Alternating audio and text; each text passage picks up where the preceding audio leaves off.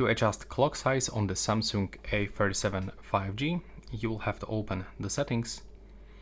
Now you will have to go into the wallpaper and style and open the lock screen. Now you will have to just select your lock screen clock, and by using this small icons on each corner, we can just make it bigger or smaller. So that's how we can do this. As you can see, for me it's like super big, and by the way, its size also depends on the font that you are gonna use. That's also something that I want to mention. And as you can see, we can just make it like that and put it wherever we want.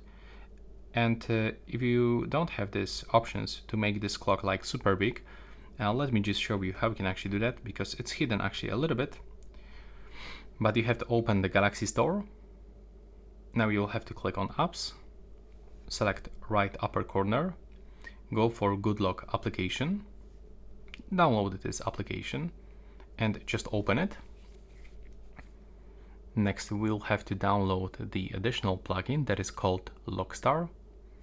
And when you open it, right now you can just customize your lock screen like I did. Thank you so much for watching.